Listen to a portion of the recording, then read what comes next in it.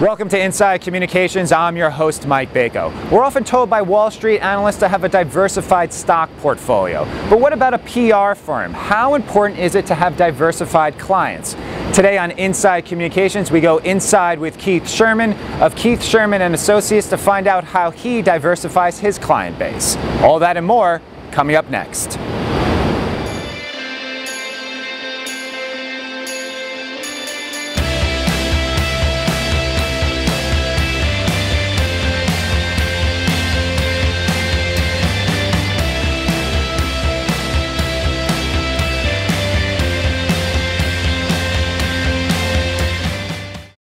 So Keith, in terms of diversifying your client base, you started out and were known for dealing with Broadway, off-Broadway, certainly had a long run with the Tony Awards, 18 years doing publicity for them. How did you start off doing publicity for Broadway shows? Was that a passion of yours, or did you see it as an avenue that was underserved in some way? Oh, it's totally from passion. I work completely from the heart.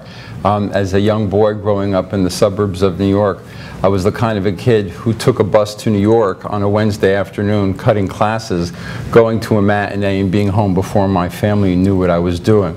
I was reading Variety when I was 12 years old. And it just flowed from my heart, my degrees in business, marketing particularly, but I ended up hanging lights and being a spear carrier in shows. So it just evolved when I left college and moved to New York. My first job was the marketing director for the Roundabout, which is now a very prestigious Broadway company. But back then it was under a supermarket on 26th Street and 9th Avenue. And things just took off from there. And over the years I've worked on, oh God, 200-300 shows, on, off Broadway touring. And I made a conscious effort at one point to diversify and proactively reached out to clients in industries that appealed to me, that I had some kind of an emotional connection to, where I thought I could do a good job for them. So we're hearing a lot about emotion, a lot about passion. Is that something, a lesson to be learned for people out there in terms of if you're going to put in the long hours, if you're going to put in the time and energy to publicize these events, that you really need to have something behind it where your passion is there and not just getting a paycheck from them? Oh, that's just important in life. I think every one of us can take a lesson from that. We should all work from passion.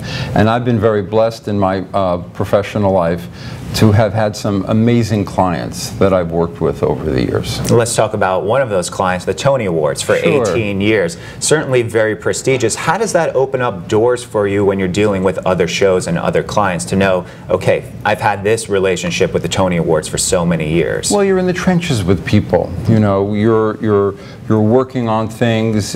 You know, my role was one representing the organizations that run Broadway. So I was coordinating on their behalf with all of the various productions, the television networks, and the media, proactively trying to solicit coverage while at the same time putting out an enormous amount of fires that would present themselves on a daily basis. How have you moved on to other aspects?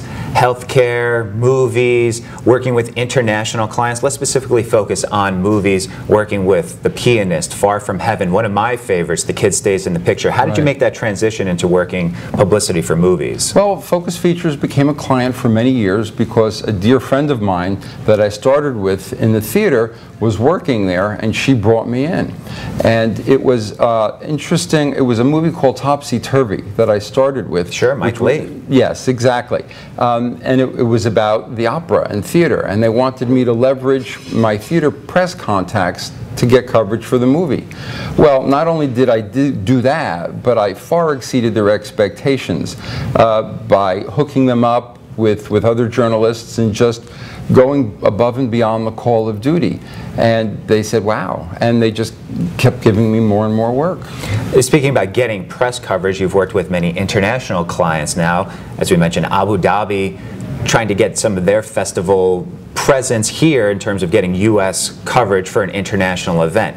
How does that work? It's already hard enough to get U.S. coverage for U.S. events. How about getting U.S. coverage for foreign events? Well, it's really interesting. The Abu Dhabi Festival, the Montreal Jazz Festival, and a relatively new festival based in Toronto called Luminato are clients of ours.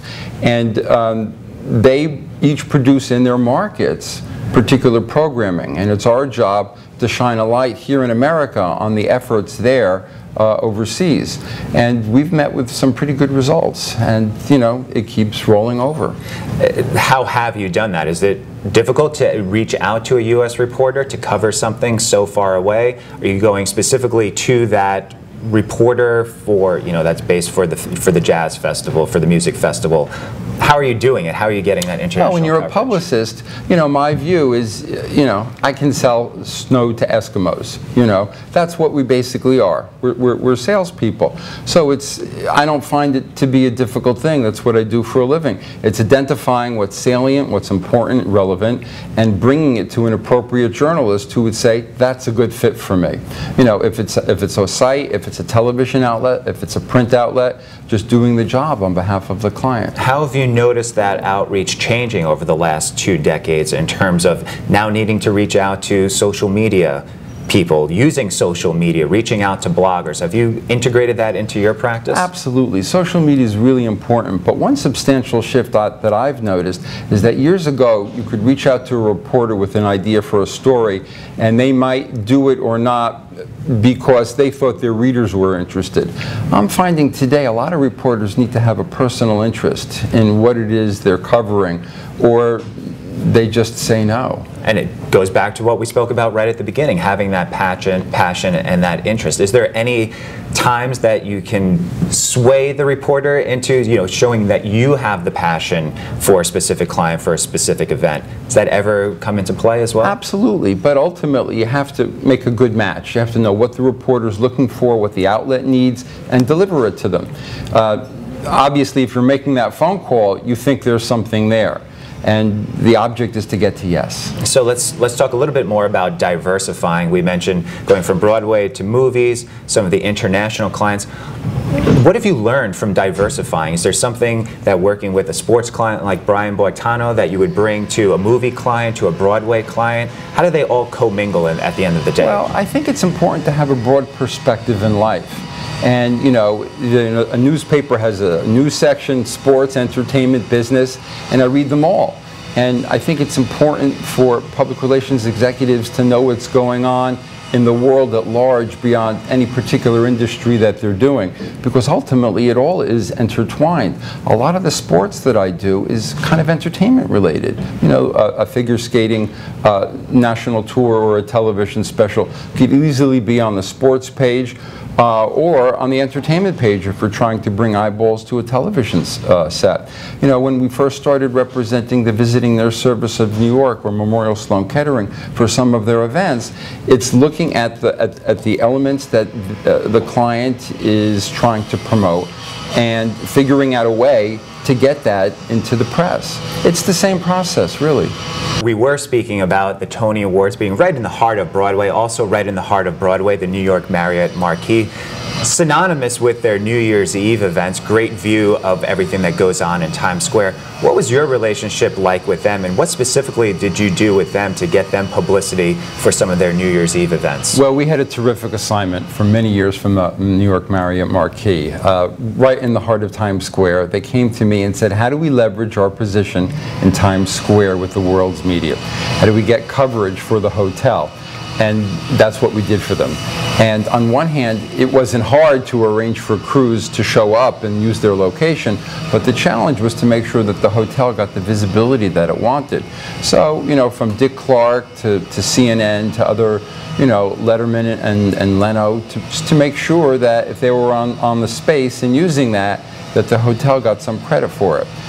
And how do you do that? Is there a branding prerequisite that they need to get in? Is there a shot of the outside of the hotel? Do they need to say live from the Marriott Marquis? How do you deal with these media outlets and say, okay, if we're doing for you, you do for us as well? It was all of that, you know, and basically just sort of batting your eyelashes and, you know, selling it and making sure that there was an appropriate quid pro quo. And what was the reaction that they got from it? Not so much from your work, but from the reaction that they got around the globe in terms of their brand recognition. It was positive. You know, they're there. I mean, they're a major structure right in the heart of Times Square.